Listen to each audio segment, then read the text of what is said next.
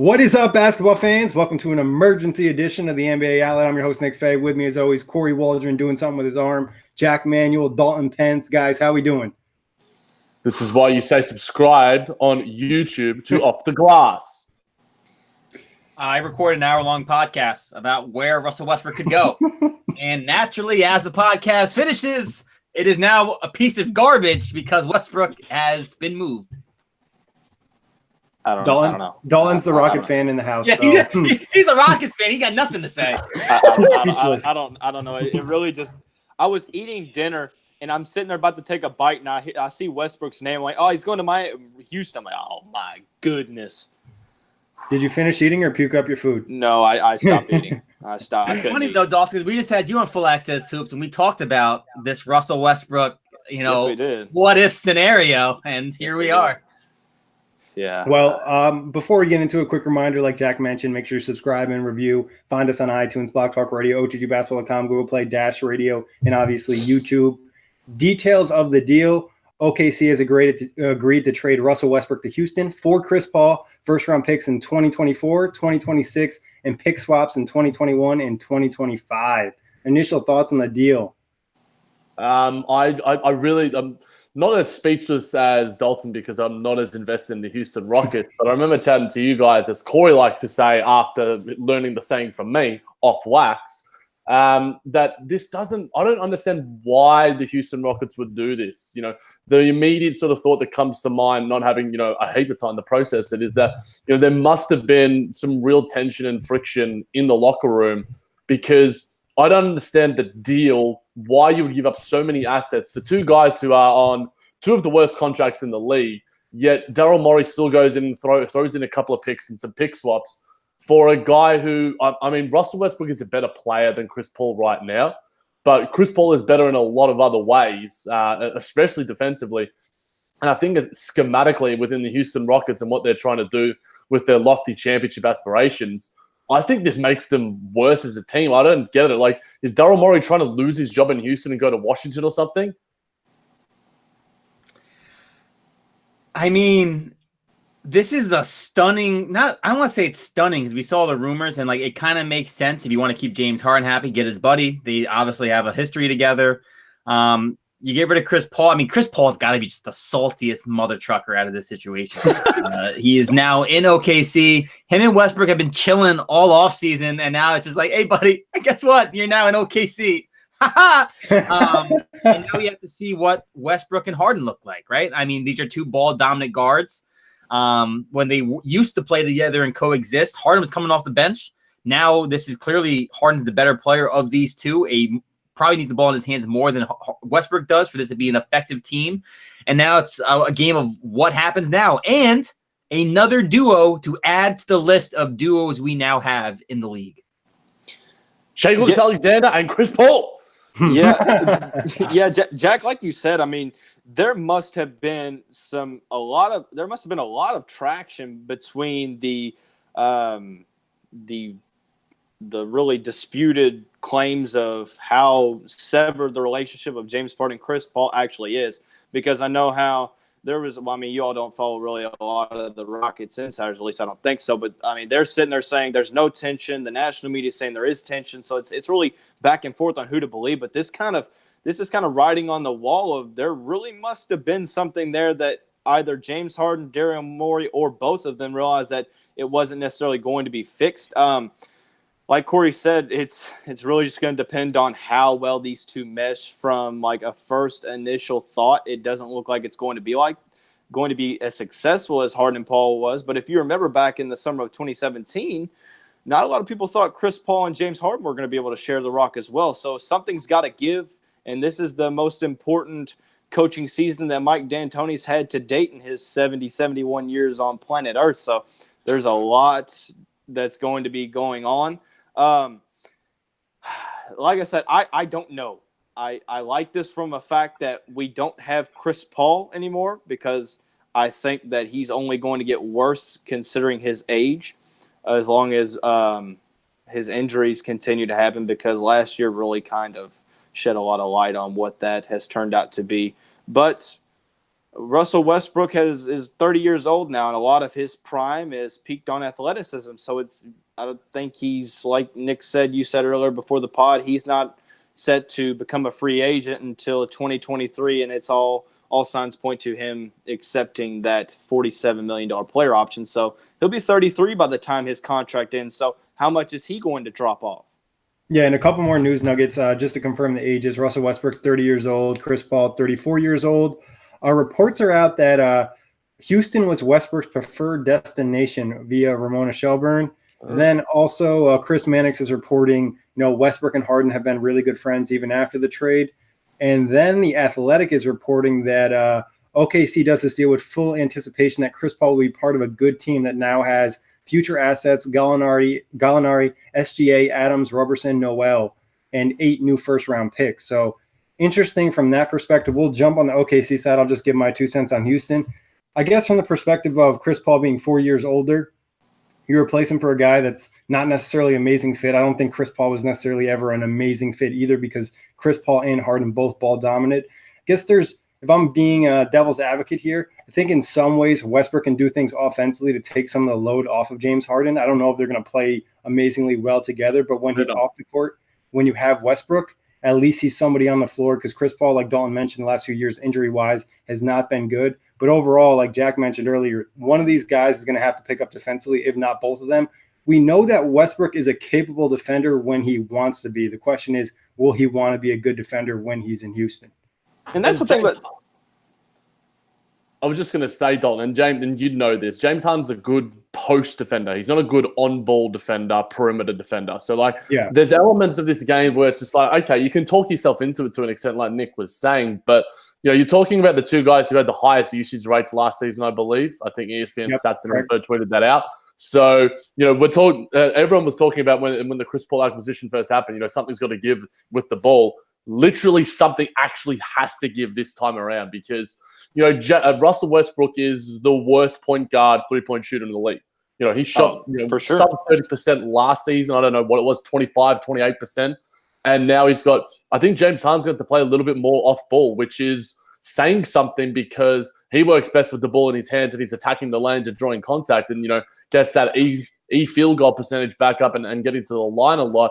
D'Antoni's going to have a fun time in the offseason. And like you said, Nick, interesting to hear that Houston was his preferred destination, when I think the Miami talk was probably stronger than ever. But maybe the relationship with James Harden spoke volumes, and their established relationship that they already had in OKC. They were obviously on the verge of a championship together with Kevin Durant back there. But we could do a podcast on this one for hours and hours on end. Yeah.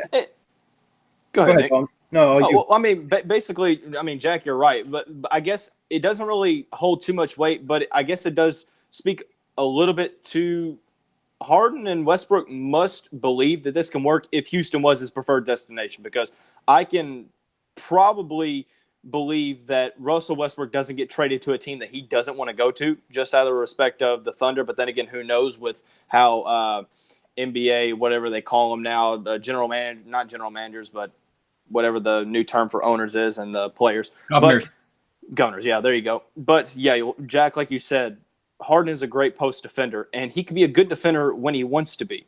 He was second in deflections, only behind Paul George this season, and he was up there for steals for guards across the league. But it's just a matter of mental lapses. It's kind of the same thing with Russell Westbrook to an extent, because they both get beat on backdoor cuts. They both show more they put more emphasis on offense than anything else, but something has to give. Chris Paul has been revered as a good defensive point guard, which he has been. He's made multiple first-team all-defenses. But, however, it seems like last year when you watch him, the age is really starting to take a toll. I don't know if it was just a hamstring problem or the fact that he really is losing a lot of his athleticism that he's had earlier in the season and early in the career, I should say.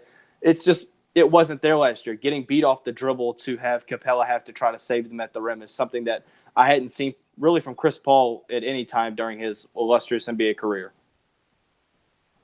Another interesting thing, just to throw it out there, Westbrook can get them a little bit more involved in terms of transition offense, get some more easy buckets for them. James Harden likes to slow it down, run the ISO a lot. Westbrook will attack a little bit quicker. But to Jack's point, three-point shooting needs a pick up from him. And I agree. I think off-ball wise, James Harden can do a little bit more work off-ball. maybe that'll relieve some of his pressure in terms of his workload. Because the last few seasons, I think we'd all agree, when he came to the postseason, he didn't necessarily have the energy or the stamina to play at the highest level.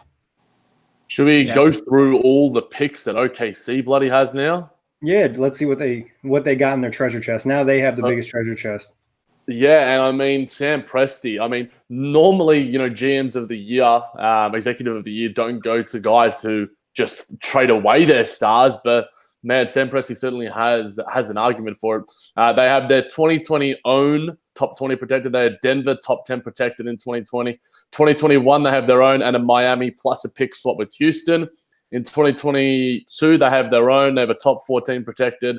And then the Clippers. 2023, they have their own plus a pick swap with the Clippers and a Miami lottery protected. That one obviously has been made its way around quite a bit. And 2024, they have their own Houston and the Clippers first round picks.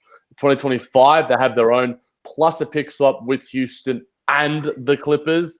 And in 2026, they have their own Houston and the Clippers. It's a mouthful, lads. Hats off to Sam Presti. I mean, like, you go from at the end of the season, okay, we're looking at a healthy shoulder from Russell Westbrook and Paul George leading a deep playoff run for the Thunder potentially. Now it's like, okay, we have gone into a full-on, not necessarily rebuild. I mean, they have taken a couple steps back, but they do have some good assets in SGA and Danilo Gallinari and company, but they have really set themselves up for the future, and that's absolutely amazing what Presti's done. And just if I did the math correctly, that's 11 picks in the next 7 years and 4 swaps.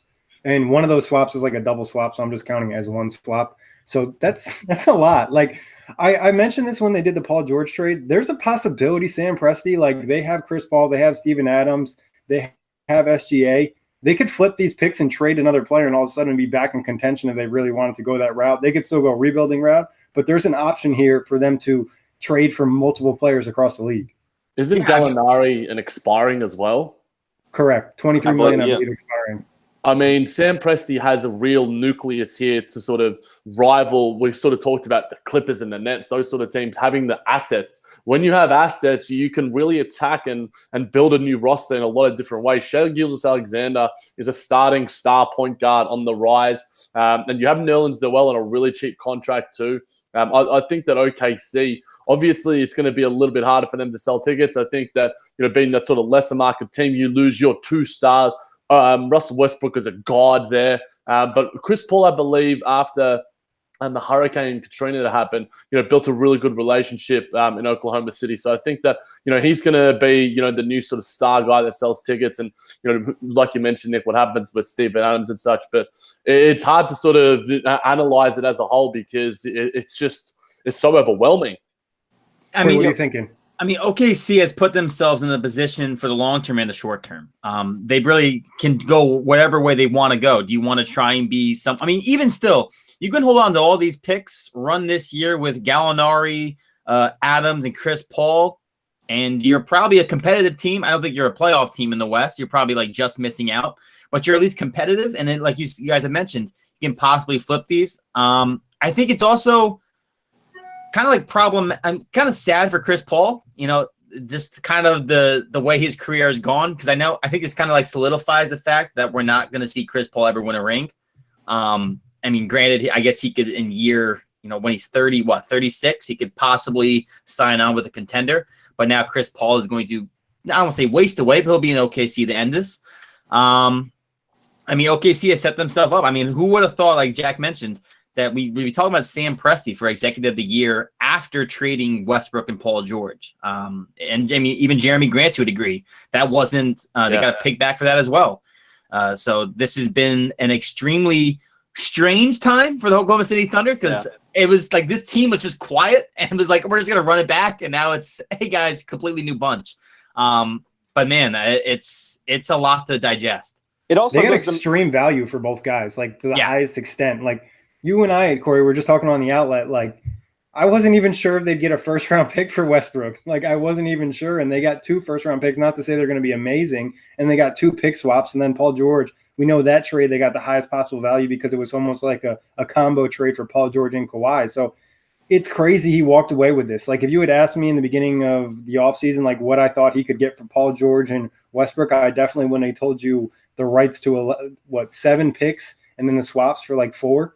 It also goes to mention that, like, I don't think necessarily OKC is done per se just yet, because I mean, there's been rumors that Steven Adams, they're looking to send him off. Andre Roberson's another guy who could serve a good defensive need for a title or a team with title aspirations. So who's to say OKC's done? I mean, Presti, it seems like he always has another card up his sleeve, and we saw it with the getting Paul George for the Victor Oladipo package back in right when it happened back before the not this past season, but the one before that. I mean, there's so much more that could happen, and I don't think that OKC's done in the slightest, because it seems like Sam Presti's always 2-3 moves ahead. Dalton, I'll throw something at you. This is just purely off the whim. Does this make the Houston Rockets a better team going into 2019-20? I think so. I that may be a little bit of a false hope optimism, but I truly think it does, and here's why.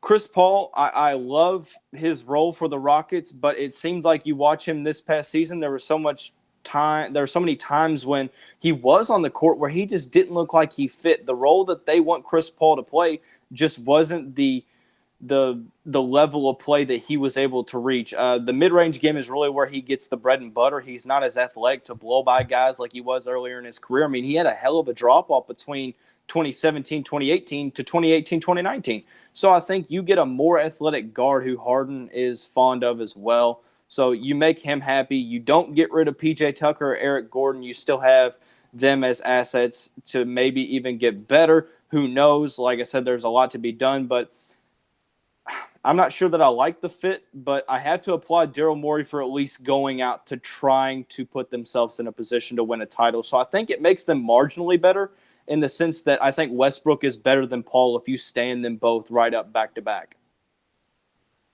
Yeah, I think that's fair. And I think in the situation Houston is, last year when they lost to the Warriors without Kevin Durant, it was kind of the writing was on the wall. This team is probably not going to win a championship. Not saying Westbrook makes them that much better, but it is a change-up. There is a possibility things could work out. I know you're about to say something, Corey. What you got? And I want to say, too, just thinking about the schematics of the team, this is arguably the ideal fit for a guy like Russell Westbrook, where he's surrounded by actual shooters. We've never seen Westbrook able to run in the court with all of these shooters on the perimeter around him. He's had this mixed botch crew in OKC for a lot of years. This will fit the kind of mode of him just getting to kind of run loose and dish it out to these corner guys who can shoot threes. So I think that also is a plus for Houston, that you might get the best version of Russell Westbrook in the open court because he actually is surrounded by shooters this time. One of those shooters could be James Harden. I mean, we talk about Harden or Westbrook's going to have to play off the ball. It looks like Harden's going to assume more of those responsibilities, but Russell Westbrook makes his name getting to the rim. And, a lot of teams crash down on him. So who knows how much space that leaves for a guy like James Harden, if any. But if they're going to make sure the Harden's held, I mean, you have P.J. Tucker in the corner. You have Eric Gordon, Austin Rivers. I mean, there's a lot of guys that Houston can throw out there. I think that kind of really solidifies the need to maybe add another shooter. Yeah, they need shooting big time. That's for sure. But Tim McMahon just tweeted as well that apparently James Harden was a driving force in this deal. They wanted to reunite and made it happen despite some questions about basketball field. Now that Harden is so ball dominant, I'm sure you guys remember this. I can't remember which game it was. I think it was when they got knocked out against Golden State, when James Harden was like, I know it's going to happen, but I can't tell you guys, in that sort of post-game presser. Was he just forecasting this, months and months ago? The Chris Paul sort of had to get out of there. He's a bad teammate. He's Kendrick Perkins is on Twitter now calling him a bad teammate, despite the fact, because he has this revered sort of personality. So people are calling out Chris Paul. Does his reputation go down? There's so many things to analyze. Yeah, I think you're pretty much spot on. I think the reason why Chris Paul and James Harden were able to coexist in their first season is because Paul's level of play didn't necessarily drop off to where his personality was fitting his level of play. So the success, I mean, I'm a firm believer that success masks over and serves as a Band-Aid for a lot of wounds and really kind of pushes a lot of things under the rug. But when a lot of adversity hits and you have tough times with Chris Paul going through injury, I mean, it was like Harden was out to dry. He had to go on this huge historical offensive run to even keep the Rockets afloat in the Western Conference. I mean, it's almost like Harden was like, okay, this is not the same Chris Paul that I wanted to play with, that we brought on and sent so many assets to the Clippers for. I think it's almost time. It looks like all the media members that were talking about the severed relationship had seen some light to it. Yeah, there was I'm going to paraphrase. I don't remember the exact words. It was something along the lines Chris Paul was calling out James Harden. Maybe it was like getting back on defense. And then James Harden was like, why don't you worry about beating your man? Like, something along I mean, you're not wrong, but you don't have to go there. Yeah, that's what he said. So I think there was tension, and it's a great point by Dalton that Chris Paul has a big attitude, and not in necessarily a bad way when he's playing at a high level. If someone's playing at a high level or someone's kind of bossing you around, but they're working just as hard as you, you're not going to take it as hard. But when someone's bossing you around and they're not doing a great job or working that hard, or their just talent level isn't there, you're going to kind of look at it and be like, bro, I know what I'm doing. You don't know what you're doing. You can't even do what you're supposed to do on the court. I can do what I can do. Like, I mean, the simple fact is Chris Paul got older. Yeah, 34 is old in the NBA for a star. Like, you're eventually going to hit a drop off sometime in your 30s. Especially when you are a guy of Chris Paul's height and the amount of injuries he's had over the course of his career. It's more likely a guy like him breaks down sooner and quicker than other guys. And I think this last year in particular, we kind of saw that, the toll that his career has taken on him. And I think you add in what Dalton said, the fact that things got tough, they were losing. And Chris Paul kind of, I feel like, could see the writing on the wall for himself to a degree, and then sees the fact that he's being pushed out of the offense and being just another guy to James Harden. And, we've talked about ego when we talk about Melo. The banana boat in general, these are a bunch of proud guys. I think all four of these guys. Melo never, to this point, has accepted the back role. Dwayne Wade, accepted it the best he could, but then got out because he knew that once he dropped off too much, it just wasn't going to be fun for a guy of his level. And now we're seeing it with Chris Paul. It's all about how you maneuver that ego when your skill starts to deplenish. Yeah, and go ahead, Jack. I was just going to say that in the chat, Adrian dies on to change tack and sort of go back to Nick's point a little bit. Steven Adams goes where? I think the moving of Westbrook means that they keep him more often. I think he stays a little longer just because, you don't want to full on sell out to where OKC is just unable to watch or sell out because at the end of the day, it's a business. You're going to be losing money if you don't fill seats. So you want to at least be competitive because you have guys like Gallinari and SGA. And if you decide to keep Chris Paul, you can be somewhat competitive and put yourself in a good spot for the future as well. If they go the trading route, sorry to cut you off, Jack. I wasn't looking at the screen. Boston would be the one team that kind of. That's what I was going to say. But then that makes no. They should have done that, obviously in the first place. And Clint Capella was so heavily on the trade market. He was almost the guy. It was almost fait accompli that he was going to leave. And now I kind of like him, next to Russ, despite the fact that he is going to have to learn how to box out and box out damn well. Thank you. Amen. I just had a thought that there is not a lot of people left on the market, right? And OKC kind of needs the pieces. So I could totally see them just bringing back Melo, bringing Stevenson in, and just get in this mixed botch crew where Chris Paul is just doing that fake laugh. Come on, Corey. Don't be that guy. But to kind of go back to what we were talking about, so hear me out on this one. When I'm trying to put myself in the footsteps of Daryl Morey, I'm thinking of it like this. Yes, you're banking a lot on Russell Westbrook being able to stay in his prime as long as he can. 33 years old, he's probably going to see a decline, hopefully not as much. But, we still see guys playing at a high level at 33. But to play the devil's advocate, yes, Russell might decline, but how much further is Chris Paul going to decline? Father Time really took its toll on Chris Paul at age 34. He's not getting any younger. His hamstrings aren't getting any stronger. We saw a legitimate step back in his play and what he could do offensively. And we all know that Houston wasn't going to win with Chris Paul unless they were going to get a third star. And it doesn't look like that was going to be the case, that Jimmy Butler went to Miami. So getting a guy like Russell Westbrook, I actually kind of applaud Daryl Morey for at least putting his eggs in somewhat of a hopeful basket. Hopeful basket. I think the one thing that would be pretty scary, though, for the Houston side is they did give up less. And there's still a chance that won't necessarily be. No, they'll probably play as long as they have James Harden and a competent team. But it doesn't mean that they're not going to be a relatively good pick. And this team feels like they haven't had a rookie in like 5 years. Oh no, they have the last first round pick was jumping Sam Decker. Fun times. Jay brought up the fact that Jay brought up the fact that maybe, and I think this has been brought up around the wings as well, even before the Russell Westbrook trade. Maybe Beal could be in some sort of package for Steven Adams. I don't see it happening, but for some reason ownership in OKC is pressuring Sam Presti to go, look, we want to maintain relevance. We want to, at least make the playoffs next season. You're making the playoffs with Chris Paul and Bradley Beal, and then a mismatch of parts because Bradley Beal is a really, really good player. I think that it makes sense on paper, but I would much. And you add in Gallo as well. I think it makes a lot of sense, but I wouldn't. I think if you're OKC, you got to be a bit more patient with this. I also feel like if you were to go get Bradley Beal, you wouldn't have moved Westbrook. You would have kept Westbrook with Beal long term and gotten rid of Adams. I feel like rather than getting a Chris Paul and Beal. I mean, granted, maybe not. I think Nick, I don't think you agree. You have extra picks now, so now you have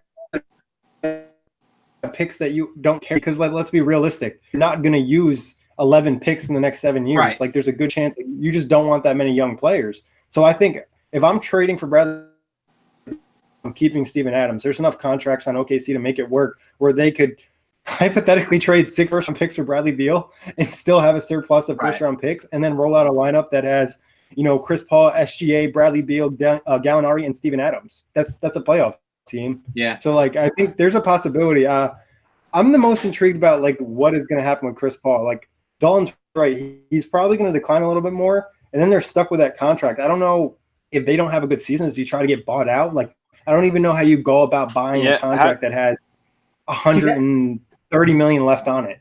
Yeah, that was brought up in one of my group chats. They were like, "Oh, Chris Paul is not going to want to play. They're going to have to buy him out or waive him." I'm like, I don't know if you can. That's a lot of money to waive him out. And you don't do that purely out of respect. I mean, you can respect a guy and buy out maybe a $10 million contract. That's understandable, but 47 million the last year, or 44 million, you're going to buy that out? I don't even care. You don't even buy out Russell Westbrook for that much if he's at that age in this thing, just out of respect. Because you can respect a guy, but you're not going to screw yourself and eat up all that money just because you respect him. I mean, this is, like I said, at the end of the day, this is a business, and the governors are looking at it in one way, and that's from a money perspective.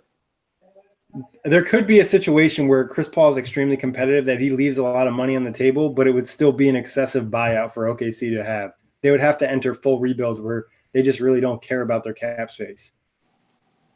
Dalton was sort of saying earlier that Houston are better. Where do they rank among the Western Conference elite right now? Well, I think you're looking anywhere from third on down.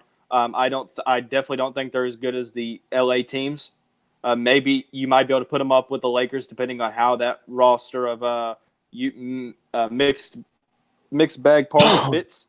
But I think that the Clippers are kind of that solid favorite right now. It really just depends on how well D'Angelo and Steph Curry fit. But I think that Houston's better than Golden State at the moment. So I'm looking at third right now. But they're not better than Utah, though. They're not probably better than Denver, though. Well, why do I keep forgetting about Denver? I don't know what's going on. I'd say if I had to look, I'd probably put Denver at third. I like what Utah is doing, but until I see it with Mike Conley and Donovan Mitchell, it's yet to be seen. But 4 or 5, I'm pretty confident in. So I think I would go somewhere between the 4 and 6 range. Because I think once again, we saw the Western Conference come down to the final game of the season last year. I wouldn't be surprised if it's the same story this upcoming year. Because I think Denver and Utah to me are probably the teams that I would want to put over Houston right now. So I'd probably have Houston somewhere at 6 because I think the LA teams, Denver, Utah, maybe 5th. I think 5th would probably be about right at this point in time. Just looking at the rest of the layout in the West. But then again, it depends on what you think about the Warriors and what they're running with. So I think the Warriors could be just as good with a D'Lo Curry backcourt with Draymond to at least keep them afloat till Clay gets back in late March. The Rockets What do you won. The Rockets won 53 games last season, and they finished in the 4th seed. I think that they almost stay pat, if anything. I think that that's their best case scenario in my eyes. The Jazz won 50 games. I think the Jazz win a couple more games and become better than the Rockets. The Thunder, who finished 6th, will take a drop off. The Spurs, who knows, but they're certainly taking a drop off. The Clippers will take a massive jump. Obviously, how they manage Paul George and Kawhi Leonard throughout the regular season. I don't think they're going to be a regular season team. I think that the Nuggets will be. The Blazers finished with the same record as the Rockets. The changes that they made, does that make them any better? I think that they might take a mini step back. I think their ceiling is second at the very, very best. If all things go well and they suddenly just work this thing out and it's a schematic fit on both ends of the floor, I think that is their absolute ceiling. But I think at the end of the day, you're not playing for regular season and regular season wins. I think Daryl Morey needs to realize that. And I think you got two guys in Russell Westbrook and James Harden who love playing in the regular season, love getting their stats, love putting up their numbers. But they might need to take a step back and realize, okay, maybe we need to do this whole load management thing because, you want to be healthy come, round 1, round 2. And, with the Western Conference as stacked as it is, and we have barely even mentioned the Lakers and what could happen with them and, touched on the Warriors and such. It's going to be an absolute shit show. True parity. I would say that's what Houston needs to do. And I know James Harden and Russell Westbrook both in the past have been like, oh, we don't want to rest. Now, you guys should probably play 70 games. You should each take 10 games off. There's not it's not a necessity for both of you to play because both guys have won games on their own, and it's in a situation. All right. I think it makes a lot of sense. The way you made the most moves, this is going to be the I think you lagged a little bit there, Nick. We missed what you said. Okay. So for the teams that probably have made, the most moves and the fit isn't necessarily there for this team, it's going to probably take them at least a couple months to work this together. Where you look at a team like Utah, yeah, they're bringing in a lot of pieces, but those pieces kind of gel on paper. It makes sense from a basketball perspective. We're here. We already discussed it for the first couple minutes of the show. There is a chance where this might not necessarily fit and they have to work things out. So I wouldn't be that high on their regular season win total. I'll be interested to see what they do in the playoffs because, like I've said, I think Harden's issue in the past has been just he doesn't have the stamina deep in the playoffs. So I don't know. I honestly don't know what to think about it until we really see it on paper. I mean, on the court. Yeah. Should we look at it from, someone's also brought up, I think Adrian Dyson brought up the fact that possibly a Steven Adams trade to the Sacramento Kings. I think that makes a little bit of sense, but obviously, imagine. But I think that the West is so clustered right now, and I don't know what I think the floor of a team like Houston is much greater than a team like the Utah Jazz, like the Los Angeles Clippers, because they have all that depth still on their roster. The Lakers, I think, have a similar sort of floor. If one of Davis or LeBron are out for 20-plus games, then things could go certainly awry there, despite the fact that DeMarcus Cousins is on some new cool diet and is looking slim.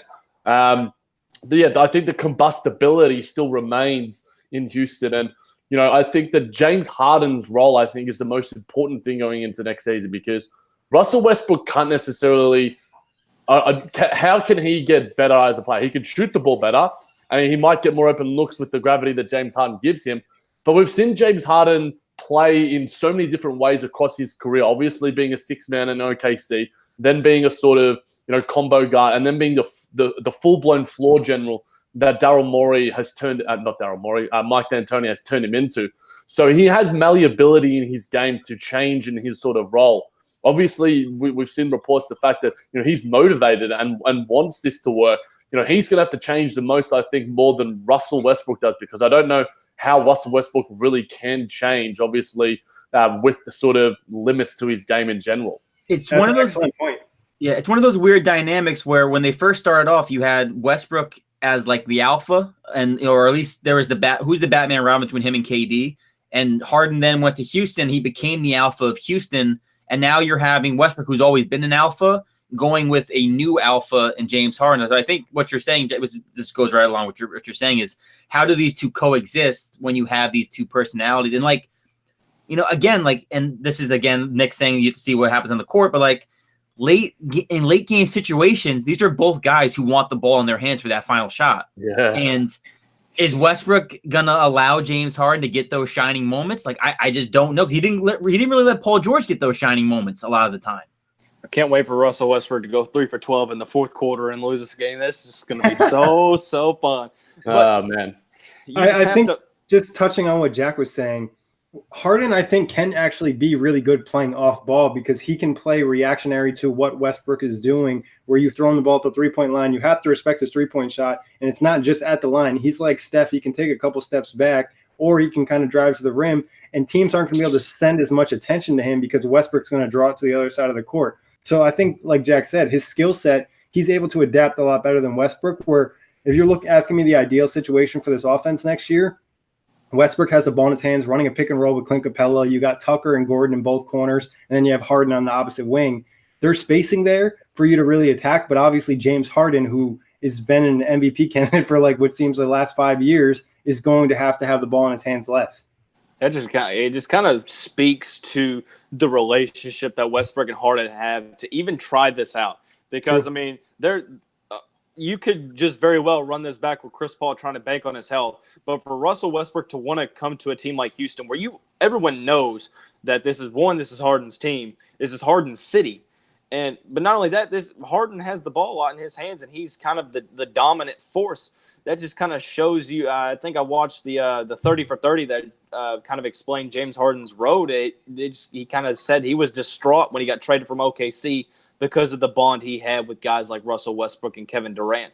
So I think we constantly overlook sometimes the relationships that some players have. I mean, we see Kevin Durant and Kyrie. They believe they can make it work in Brooklyn. Kawhi and Paul George in the Staples Center, but this is just going to be a different scenario because the usage rates are so high, because it's basically almost like the same type of player in a nutshell. It's kind of on a different scale because making it work is going to be that much more difficult because they're two ball dominant guys that have led their respective franchises for quite some time. Jay's got a question about contracts in general, but I want to touch on staying with the sort of Chris Paul and James Harden sort of relationship. When they were at their peak, the Houston Rockets were probably one of the best regular season teams ever. Like, we're looking at offensive rating, all these sort of metrics. They were simply insane. Russell Westbrook and James Harden aren't going to reach that level. They're not. No. I don't think that 2017-18 Rockets season, I mean, I don't think it's just a testament to Harden and Paul because they were great. The role players around them, I mean, were hitting on all cylinders. I mean, Capella played his role. You had Ariza and Mbah a Moute playing their roles to a T. I mean, you can go down the line and talk about the role players they had. I mean, there's going to be a lot of I think it's going to take a lot more time for Russ and Harden to gel than it did for Harden and CP3. But I think it comes down to the role players as well because, I mean, we can talk about how well these two guys mesh, but like last season, it came down to role players. Yeah, I think just to touch on Jack's point of being a really good regular season team, that team we saw the first year there, when they matched up against Golden State and they pushed them 7 games, that was probably the closest we saw anybody actually beat a full-strength Golden State team. And hey, well, I mean, Toronto didn't beat them full strength though. Oh yeah, that's true. And they're 3-2 on them. Yeah, I mean, Chris Paul doesn't go down and they win that series. Like, this is a completely different thing we're talking about right now. This isn't even, a discussion. So it's crazy how just small things can happen. I think that there was I'm sure you guys probably listened to it as well, the Woj pod where he interviewed the Utah Jazz GM. And he said that, we were like a step away, but we realized that you need to be, a top 5 in offensive and defensive rating. I don't know if the Rockets are certainly going to be there. They might be offensively. I think that they've got a lot of offensive talent, and I'm going to enjoy the pick and roll combinations. I think the pick and roll combinations with Capella and Westbrook will be even better than Adams and Westbrook because I think Capella has more conventional athleticism in that sort of sense. And like we've touched on the transition offense opportunities as well. James Harden loves feeding Capella, and Westbrook will certainly do the same as well. But defensively, this team doesn't improve. They've already lost their sort of defensive guru, as Dalton knows, and Jeff Bzdelik to the New Orleans Pelicans. Where is this team defensively? Middle of the pack, I think, is what you're looking at. I mean, James Harden definitely can change the way he plays defense in terms of his mindset. I mean, Capella is still a pretty decent defender. I mean, PJ Tucker, we know, is probably one of the most underrated defenders in the league. But I think that the Rockets need to add defense. I think whether they do need to add a backup center, I think that Tyson Chandler's a good fit there. They have to add some more pieces. They, by all means, should not be finished and making moves regardless of how small it is, but they have to add some sort of defense, because even when Jeff was coaching here at the Rockets, I mean, there were the woes there as well. I mean, it's been a problem all last season, even when Jeff was here. So I think it goes deeper than just a coach. It first starts out with the realization for James Harden, and also incorporates other personnel that are capable defenders when you stick around guys like Harden and Westbrook. I think, and just to reiterate it, you know, teams will generally hunt the mismatch when it comes to defenses. So they'll put Steph Curry in the pick and roll a million times and force him to really, you know, tax his energy on that end of the floor and, you know, utilize the mismatch. There are now two guys on Houston that you can do that to. And I think that is really going to stretch them. And I think they're really going to have to be defensively engaged. I remember probably Russell Westbrook's best defensive game that I've seen him play was against the OKC Thunder. And it was a one-on-one against James Harden. So, you know, he's going to need to bring that energy on a much more consistent basis, because they don't have elite defensive talent there right now. Yes, you know, PJ Tucker is really, really good. Yes, Clint Capella can be a good regular season player. Eric Gordon is capable, but they don't have, you know, Trevor Ariza at his best. They don't have the sort of depth that sort of, you know, Dalton was just talking about with Luke and Mute, these sort of guys. You know, I'm worried for them defensively. You know, you can't be a Cleveland Cavaliers team that finishes like first in offensive rating and like last defensively and expect to make the finals. I don't think you can in this stacked NBA right now. It could happen, and I could be proven wrong, but I certainly think that there is plenty of issues that need to be worked out. Yeah, defensively is a concern. I think regardless, like going to a season, James Harden and Russell Westbrook have to be better defensively. If not in the regular season, they have to be way better in the playoffs. Like we said, and you mentioned, Jack, against Houston, against James Harden, Westbrook flashed some really good defensive potential. It's just like he's not engaged at that level all the time. Maybe having a lesser offensive load will help him get to that, but it's obviously more of a mental mindset. And I think that it's been touched on for Russell Westbrook for eons and eons. And, you know, there's been plenty of articles written about it as well. He needs to become a better off-ball player. He needs to lay some screens. You know, I think that in the crux of when, you know, Carmelo Anthony was there, Paul George was there, everyone was just like, why doesn't Russ just move off the ball, lay some screens for these two guys who know how to shoot the ball? If they learn how to sort of take a step back and be a little more selfless in the way they play the game, which I think James Harden has shown before in his previous history, I think that they can be a pretty special offensive team. But at the same time, you know, because Russell Westbrook, I think, can be a really good off-ball cutter, I still think he has athleticism. Despite all these surgeries, he still is one of the probably best athletes we have seen, maybe not even in basketball, but in the history of sport. He's an absolute marvel when it comes to that sort of thing. And he still has it, despite the fact that he will be waning and age stops for no one. But I think Russell Westbrook needs to do a lot. And, you know, I'm skeptical, but I'm hopeful for the likes of Dalton. Yeah, I mean, if you come to Houston with the aspiration to win a title, Jack, you don't need to have that change. You have to have that change. Like, there is no ifs, ands, or buts about it. If you want to win an NBA title, especially with the parity that this next season is going to incorporate into, I mean, the West is going to be absolutely stacked. I mean, trying to pinpoint a team that's going to win the West is like kind of throwing darts at a board right now. I mean, there's so much interesting stuff going around, so much confusion. But if you want to take the next step, if you want to make this thing in Houston work, you have to do something individually, and it all starts with Russell Westbrook. I mean, Westbrook, you can make it work from a talent perspective all you want, but the ceiling is going to depend on how Westbrook adapts to this change. Because, I mean, he spent his whole career in OKC, and he's really developed into this super alpha dog. Now that he has to go and he has to really look deep inside of what he wants to make out of this. If he wants to win a title, he has to change. Jay's brought up a sort of more broad concept and broad topic. Aren't these recent moves arguments against supermaxes and caps in general? There's been a lot of talk, obviously, with the CBA and all this stuff happening, but now we've sort of seen two supermax guys be traded and moved.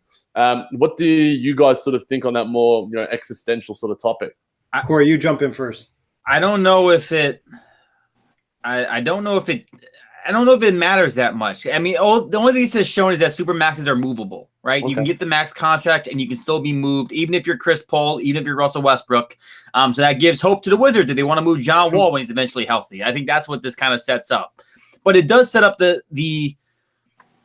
it at least shows that there's a facade around the fact that if you give a guy a super max, they stay with you, that he's not necessarily going to stay with you. I think that's what this shows, is that it doesn't, even though I think the thought of the super max is you can give a guy a super max to retain him and keep him, but it doesn't mean that the player in the player empowerment movement, which we're in, doesn't go to said team and say, I'm not happy, I want to go out. And then you got to go, oh shit, well, I don't want this guy to stew on my roster for 3 years, pissed off and be miserable.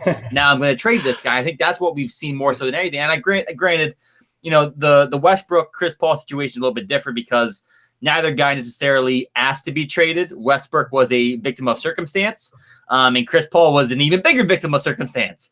But I think it definitely showed that there's some holes into giving the super max at this point in time.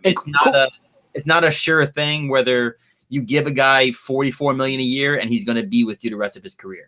And Corey, I think you can kind of piggyback off what you're saying. You can kind of draw the line in the sand when we talk about mutual understandings right now between governors and players. We kind of realize that loyalty is is often misconstrued when you talk about this because it's a business in a bunch of different aspects. Like owners are going to put themselves in a position to win regardless of loyalty in a sense, but players are going to do what's best for themselves regardless of loyalty. So I think we're starting to kind of finally stray away from this fact that loyalty kind of topples everything, because it doesn't. There's a lot of moving parts in the NBA, whether that's from fit, circumstance, finances. I mean, there's so many things going on. We can't really pinpoint loyalty as like the predominant cause for people staying or leaving. So, I mean, you saw it with Durant in OKC. I mean, he goes for a better fit for himself. Kawhi goes for a better opportunity in LA. I mean, their loyalty's not it's a thing, but it's not the thing like people think it is. It's really not strong. I think we've seen that with Danny Ainge getting rid of Isaiah Thomas a couple of years ago. I mean, that's kind of like the first moment of loyalty that we saw, where it's like an ownership to a player. And then with Paul George and the Pacers, and then like you said, you go down and down the line of players, kind of just showing that. I mean, loyalty matters. I mean, Westbrook was loyal to the Thunder, and the Thunder were loyal to Westbrook in the fact that they were able to get him out of OKC when they decided to move Paul George. I mean, that's a sign of loyalty, but I think you're right, Dalton. The way that we kind of push this loyalty narrative in the NBA, it seems like we're going to have to stop pushing it as hard. I think Damian Lillard's the sole survivor of the sort of loyalty. Yeah, basically. But there's a lot of guys. I mean, you can Harden's one of those guys. I think for now. I mean, but Jack. I mean, you talked about Damian Lillard. I mean, do you ever see Lillard leaving Portland at all? I mean, the guy seems like he's going to be there for life. No, I think anything could happen. Like, this league is proven that anything literally can happen. And if Damian Lillard wants to go to the Lakers one year and team up with Anthony Davis, I can see that happening. But the sort of Supermax conversation for me, it's funny because Chris Paul was the architect of this, being one of the heads of the Players Association. And now it's sort of come back to bite him in a weird sort of sense. You know, you think it provides you that stability, that loyalty that we sort of talked about. But I think these sort of supermaxes and the salary cap in general, I think is a good measure to provide that parity. And we've seen that this season. We're seeing now that there are 10, 11 teams that can win, the championship. So I think that there needs to be those measures so that teams can have hope, the draft system and all the rest of it. But I think that there needs to be a greater avenues because right now the sort of salary cap system benefits the superstars. It benefits the 1% of the league, so to speak. But the guys like, Danny Green, Trevor Ariza, the vet minimum guys, they're sort of left in the wanes. It seems to me that the Players Association caters a lot to the superstars, the top 20 in the league. But on the other side of the foot, the guys that make up the roster and that win you championships that Dalton has mentioned, the depth guys, they're sort of left in the wanes a little bit. They're still obviously multi-millionaires, but I like the tangent that we've gone on, and thank you, Jay, for the question. I mean, Danny Green and Trevor Ariza just got banked, though. Danny Green just got 15 a year, and Ariza got 12 a year. But I get what you're saying, that it benefits them. The random thought about the Supermax, it is so stupid you could Supermax somebody who's like over 34 years old. Like, there's no chance that Chris Paul was ever going to play up to $40 million. Like, there should be an age limit in terms of when you can Supermax somebody, because players just aren't going to be that good into their mid-30s. Like, it's just, unless you're LeBron James. Talk about the salary cap. Imagine if the Lakers actually do complete the trade for Kawhi. I mean, think about the rest of their roster minus the four of Leonard, Davis, Kuzma, and LeBron. I mean, you're bringing in us four into the roster as well. I mean, we're playing for sandwiches after the game. I mean, I'm playing for autographs. I'm playing for follow us on Twitter. I mean, like, you literally have to get these guys for the bare minimum in exchange for winning. That's it. And, I think Rob from Brooklyn made a good point about, Mike Conley as well, sort of, him being traded. I think that we need to realize that Corey touched on the sort of player empowerment era. And, obviously there's been a lot of talk on podcasts and from Adam Silver and the like. The player empowerment era, it should be the player empowerment era. They're the guys that are providing the product on the court for us to consume, for us to talk about. The whole system around the NBA, the whole business in the NBA shouldn't benefit these billion-dollar owners. It shouldn't benefit Steve Ballmer and James Dolan. It should all be about, and people complaining about, these trade requests. It's like Paul George coming out and it's like, yep, get me out of here, or else, I'm not going to play for OKC anymore. Who cares? They deserve it. They're the ones that provide the product. They deserve. If we're regular day guys, we get to choose where we want to work. A lot of the time, the draft system and the NBA in general, you don't get to pick where you want to work. Yes, you get compensated, handsomely, but a lot of the other times, you don't. There's a lot of avenues that don't benefit the players, and it should, because it is a player-driven league. They're the ones that sell the jerseys. They're the ones that sell the tickets. I'm not paying to go see Steve Ballmer. I'm not going to pay to see Joseph Tsai. I'm going to pay to see Kevin Durant, Kyrie Irving, Chris Paul, and the like. I think you bring up a great point there. I'd say it's the opportunity to choose where you play is become more and more of like a focal point. It seems like when we talk about especially like contracts and stuff like that. I mean, where do you draw the line though? I mean, what is the what's the middle ground? Because honestly, governors aren't going to go with, oh, you can play with us one season, then you can play with another team this season and another team that season. But where does the line stop? Like, what is the future of this controversy for the league? Yeah, I think it's an interesting ground because, I mean, you do sign a contract, and if you do sign a contract with a job of your regular person, you don't always are able to get out of it without maybe giving money back or something along those lines. So there probably has to be some type of ground or some type of rule where hey, you sign a 4-year contract, you got to stay with that team for at least 2 years or something, because there's no point, because you're just cashing out and getting the money. And I get it, the players are the ones that make everything happen. But if you're signing a contract and there's no purpose to that contract, they absolutely mean nothing. I think that is a factor too. But in the other opposite end of that, players usually don't ask for trades when their team's up for a championship. So if you want to keep good players, be up for a championship, be contending, or be in an ascending situation, or treat your players really well. I mean, there's still rare cases like Kevin Durant leaving Golden State, but who knows? Maybe he doesn't get injured and they win. He stays because they didn't force him back or something like that. So we don't know the background information or the details, but I think if you're a competent franchise and you do all the right things and put yourself in a situation to win and keep getting better, players will probably stay. Winning is one of those things. Talk about Damian Lillard, for example. Obviously, them coming to the conference finals, you're not going to think it gets worse than this. You're just not. When Paul George and the Pacers were in the Eastern Conference Finals, I never thought I would see Paul George on any other team because we were right there. And then you have multiple disappointing seasons and whatever the case may be, and things change. This is a what have you done for me lately kind of league. Yeah, and I think that's fair. I mean, guys don't have long windows in terms of their career. They want to be in a championship situation. I don't think it's bad if players request a trade if they don't think they're going to win a chip. But if they're in a championship situation, they're all right, I want to be out, and that's a little different. Yeah, and I don't think that happens. That's what I'm saying. You got to, if you're competent, you're usually in a good spot. Yeah, it's generally Kevin Durant is. Unless you're Shaq and Kobe, right? Well, championship windows come and go, though. I mean, teams can have multiple championship windows in a decade, but for a certain squad or certain core, I mean, unless you just have a full out dynasty, I mean, the championship windows only last for 1 to 3, maybe 4 years, depending on the squad. Yeah.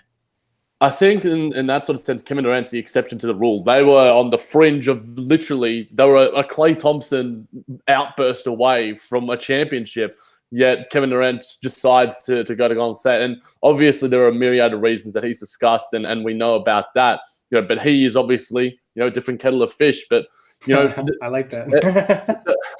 does this current system in terms of trade demands and wanting to go to big market teams, Are you guys worried about that in terms of the fact of, like, Corey, you go for a small market team, the Pacers, the Houston Rockets, the Brooklyn Nets, they're in the sort of, big market cities.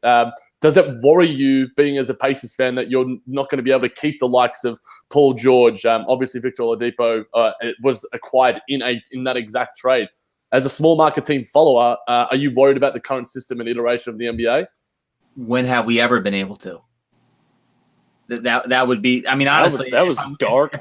If I'm gonna be real here, if you're a small market team, how often does that actually happen? I mean, yes, there's Damian Lillard's out there, but at the end of the day, this is just the risk of the league. If you want to keep one of those guys like a Victor Oladipo or a Miles Turner, for example, for the Pacers, you have to have the system, a culture in place around these guys, and you have to be in a winning environment. It's one of the, again, winning cures a lot of things. We've mentioned this on this pod. Winning can hide deficiencies. Winning can hide unhappiness. If you're losing and if you're not producing at a high level, then small market teams will always be on the unfortunate side of things when it comes to this. Yeah, I think small market teams, they need to build a team. Like you see the Pacers, when they were good, they had a really good team across the board. Utah, we look at them this year, good team across the board. Denver, good team across the board. You have to draft really well. You can't make mistakes. And you see teams make mistakes in small markets, aka the Hornets, and now they're screwed for a long time.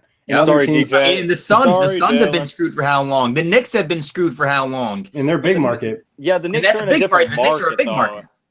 Right. I think the Pelicans are probably the prime sort of conversation. You look at, they had a franchise-altering, game-changing, historical superstar in their hands, and they failed. Del Demps and the front office failed to build around him, and he wanted out, and he wanted to go to LA.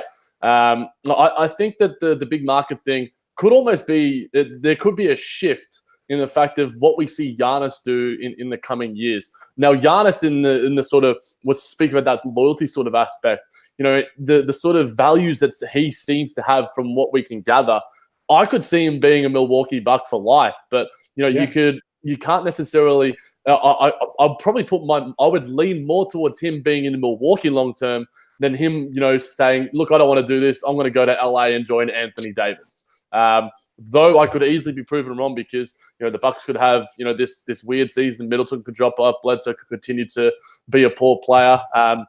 But I think the pressure on small market teams is a lot greater than it is for the likes of the New York Knicks, the Los Angeles Lakers, the Clippers, the Nets, these sort of teams, because those sort of teams, and the Houston Rockets, the Dallas Mavericks, San Antonio, these teams can just sell tickets because they have the brand and the cachet, which I think is a little unfair. But I think with the amount of money that goes around as well, all teams and the popularity of the league in general, being a player-driven league, every team has at least one sort of guy right now. You go to Phoenix, they've got a Devin Booker to sort of, as their beacon of hope. You go to Minnesota, you have Karl Anthony Towns, who's at least some sort of beacon of hope.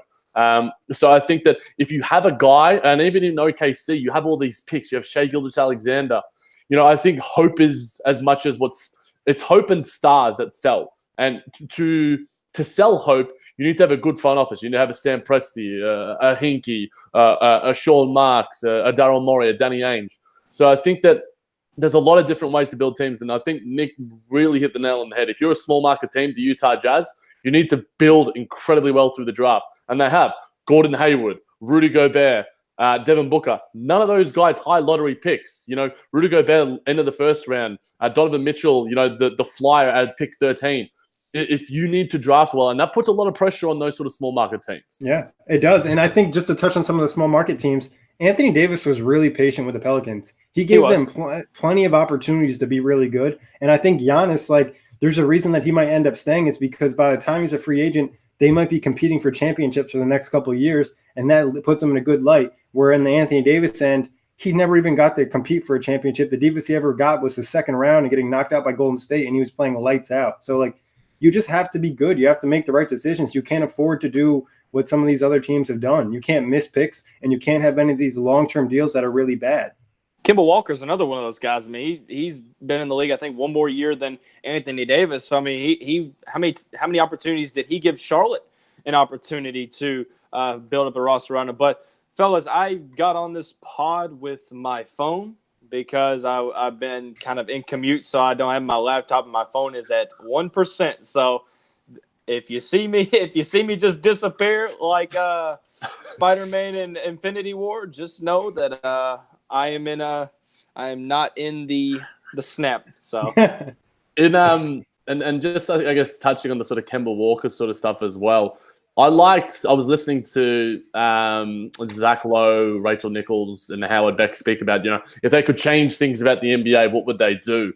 And Howard Beck brought up a good point that, owners get like a 10-year sort of term. And then, they can get a vote by like their shareholders or fans or whatever to renew it if they think that they've done a good job. Or if not, a new owner comes in. And I think that could, because, I think the NBA Twitter saying of the millennia is ownership is the biggest competitive advantage. The Knicks, the Suns are the two obvious examples that sort of speak to the fact of what's sort of happening. And I think that James Dolan obviously is second worst owner in the league, but he's at least realized that, he's empowering Scott Perry and Scott Mills. And I think that it's a little bit overblown with how bad of an offseason they have had. But the Phoenix Suns are another conversation altogether, because I think Robert Sarver and these other owners that think that they're basketball savvy minds, and they sort of employ guys that are sort of yes men in ways. It's why, Ted Leonsis in Washington, I know my boy Nick Busey, co-host of JBT, has said this with Ernie Grunfeld. Ernie Grunfeld would just do what Ted Leonsis said. Garpax in Chicago, they're just doing whatever Reisendorf says so they can keep their jobs. So I think that how the front office and the higher ups above the players and the coaches and everything else, how you build an organization, sort of like what Nick was saying, not just through the draft, but through coaches, through roles, through medical teams, through analytics departments, because the Lakers have been an absolute shit show. If you have all the money in the world, you're printing money as the purple and gold. Don't you invest that in a similar way to what the Clippers are doing and go, look, I'm going to give all this money to analytics. I'm going to give all this money to scouting. I'm going to give all this money to all these things, because unlike in a lot of other sports, including the AFL, Aussie rules, there is no cap in when it comes to front offices and the rest. Whereas in the AFL, we have a thing called a soft cap, which means because there's so many teams, there's power teams within the sporting organizations here, they're going to be more drawn to those power teams like the Collingwood, which are like the Lakers of the league.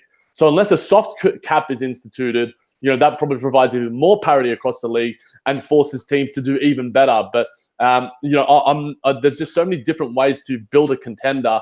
And, we've got 10 or 11 of them this year.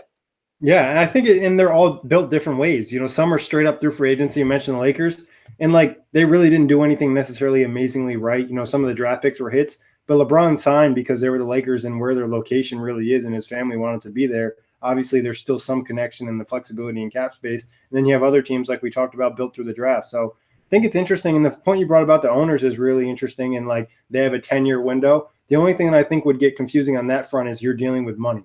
You're dealing with big time money. We're talking billions of dollars. And if someone knows that, hey, this guy has to give up his spot, the other guy has leverage in buying the team from him. Yeah, it's obviously incredibly tricky, but the next CBA is going to be fascinating in terms of what happens there, because there's so much. The business of the NBA is probably not as fascinating as this sort of stuff like the Russell Westbrook trade. But before we leave, guys, there's been some comments in the chat about just Chris Paul and a bit of sympathy for him, because the competitive desire that a guy like Chris Paul has had to get to the higher stage to win the championship. It's like we sort of touched on a little bit. It's almost over. Do you guys feel sorry for him at all? Corey? I mean, I said this a little bit earlier. I mean, this is it. He's going to probably end his career without a ring. Obviously, there's the chance he gets traded out of OKC or gets bought out, whatever the case may be down the line. But it's going to come up as I don't want an underachieving career overall. I don't know if that's a hot take. I mean, if the injuries and yeah, I think at the end of the day, he's probably pretty close to being a top 5 point guard all time. I know we've had some really good articles from OTGbasketball.com about that. So I don't agree with but I mean, when it comes to the playoff, there's never really been much. I mean, the conference finals with the Rockets, the first year is the farthest he's gotten. But has the playoff fails really been on Chris Paul? Because we've seen him have really good playoff series and his team still lose. The one thing that sticks out is the 1 year against the Spurs. It was a first round series, but he was lights out. he had an injury and he still had the game-winning shot I mean, over Tim Duncan. True. I mean, they blew that 3-1 lead against the Rockets. And he had that brain fade against, was it Houston, when he was, I think in his last or second last year. So, I mean, I don't think Chris Paul is like a bad, playoff performer by any stretch. It's like the conversation with Stephen Curry. I think it gets a little bit blown overboard because you're comparing to Kawhi Leonard, LeBron James, and the rest. When you get compared to the best of the best, you're obviously going to come off looking bad. I don't necessarily feel sympathy for Chris Paul just because I don't like him that much as a personality of a player. Like the whole, wait, and the way that like he just like toys. That was like the best GIF though ever. We got to give him love for that. I mean, yeah, he's a gift god. Him and James Harden, the gifts they provided us over the ways, it's just like them and Jimmy Butler are like the goats. Like, if you had Jimmy Butler on the Houston Rockets right now, man, the gifts would be out and the memes would be insane. But I don't feel so because I think that a lot of it has to do with him as well because his grinding personality, I think that the Clippers could have been a step better because DeAndre Jordan and Blake Griffin were a little more sort of jovial types in comparison to Chris Paul. And I think if Chris Paul hadn't have been so, and this is me obviously reading into things, hadn't have been so steadfast and strong and, arrogant in the way that he sort of played and led the team, I think that we could have seen a step above for those sort of guys. Now, that was still great. Lob City is a version of basketball that I hold dear, and one of my best friends who is a Clippers fan holds dear. But I can't feel sorry for a guy that I think that he has to bear some of the blame for the lack of success, be it Houston, be it the Clippers. And I will say this, Chris Paul's an extremely smart guy. He knew when he signed this contract that if he wasn't winning in Houston, this contract was not going to be tradable. He knew that he signed this long-term deal. He wanted to cash out and get his money, and I'm not saying that's wrong, but he knew he'd be in a situation where, hey, I'm not going to be able to get traded to like the Lakers or some other contender. If his contract was, in the $20 or $30 million range, who knows? He could have been on the Lakers earlier this offseason or something along those lines. So it's on him with the contract he just signed. And like you said, Jack, personality-wise, not necessarily the most amazing guy to get along with. And some of that's on him, some of that's on his teammates. Jay's got a final question. Where does this, obviously, the star duos, there's star duos are plenty in the league. Where do they rank right now as a superstar duo in the NBA? Russ and James. Let's name all the duos, I guess. We got Anthony Davis, LeBron James. We got Paul George, Kawhi Leonard. Worse. KD and Kyrie when KD's healthy. Worse. Let's see. What are some other big duos? I guess they're probably better than Dame and CJ. They're not superstars, but they're stars. I think that CJ Middleton. Well, worse just because I think that Giannis is MVP. It's hard. I think that they're around 6 or 7, just off the top of my head. They're not top 5, but they're not under top 10, probably. Yeah, they're definitely top 10. They're definitely top 10. Yeah, and I think you can make arguments for some other guys. Like, Taj Gibson and Mitchell Robinson. Kobe White and Thaddeus Young. Or you could, Drummond and Griffin. Where does that sort of rank? Embiid Jokic and Murray. Where does that rank? Yeah, Jokic and Murray. I think that Jokic and Murray are better. And better fit wise, but like this is where it gets interesting is because like we named a lot of duos and James Harden is probably better than a lot of the players in those duos, but this combination just isn't necessarily like a clean fit. It's like all over the place. Yeah, I mean it's 2 top 15 players in a duo, but doesn't necessarily mean that is Russell Westbrook top 15? Yeah, I was gonna say I think he's 20. He might be 15th, but he's probably top 15. He's not top. Depends on how you value efficiency, though. Like I have a hard time envisioning Westbrook on a championship team ever. Like I just don't know if his skill set ever fits. Like obviously he went to the finals with that young OKC team, but like, are you a championship team if Westbrook is your second best player? They could have been in 2016. Yeah, 16 with Harden and Durant and Ibaka. They proved that. But obviously the league is completely different now. But at that point, yes. At this point, you need a top 3 guy. Like he needed to be paired with KD, who was top 3. I mean, it's the same with like sort of Kyrie Irving. But Corey, if Russell Westbrook's top 15, then mate, I don't know how we're going to do this top 50 heading into next season. We had him 11th last time. Yeah, but like I think that he's taken a significant step back, and some other guys have taken a significant step forward. But we'll wait and see how that one sort of panned out. That was going to be a fun exercise. But I think that we sort of skipped past the like I'd love to see this on like an OTG poll or an OTG just like comment sort of thing on Twitter at OTG Basketball. Jokic and Murray or Harden and Westbrook. I think that we sort of touched on it briefly. Jokic is a top 10 guy. Murray has potential to be one of the better point guards in the league and has proven it pretty well in the playoffs. Westbrook is going backwards. Harden is an MVP contender. I think you can make an argument for Denver, that Denver duo, being obviously they're a better basketball fit, like we sort of said, but they could be better next season. I mean, who knows? They could finish with the 1 seed and head to the Western Conference Finals. Jamal Murray, I think, would have to take a huge step. Like, I think Jokic being around top 10 is fine. Like, you might have him top 10, you might have him top 12. I think it really gets interesting after like 7 to like 15 is where the range gets really hard for players. But Jamal Murray is just an intriguing player. And Corey and I have talked about it, Jack and you have talked about it. He's just very inconsistent. Sometimes you watch him and you're like, wow, this guy is really, really good. He's lights out right now. And then another game you'll watch and be like, yo, where's Jamal Murray? It's the D'Angelo Russell syndrome to an extent. Yeah, they're very similar in terms of their consistency.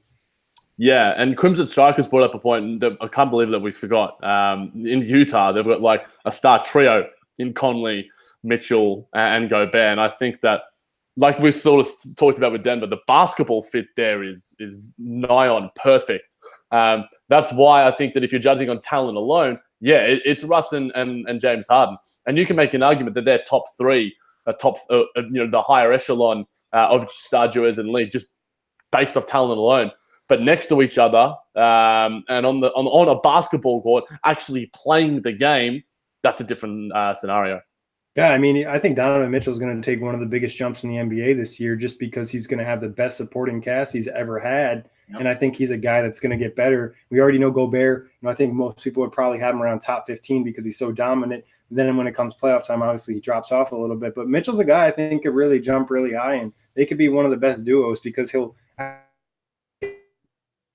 have some relief this year. But guys, we've been on here for a long time. I'm hungry. I know Corey cooked some dinner and didn't get to eat it. So I think that wraps it up for today. As always, a pleasure. Thank everybody for checking in, watching on YouTube, listening, whatever it may be. Find us iTunes, Block Talk Radio, OTGBasketball.com, Google Play, Dash Radio, and YouTube. And thank you guys. Peace out, knuckleheads. Subscribe on YouTube, homies.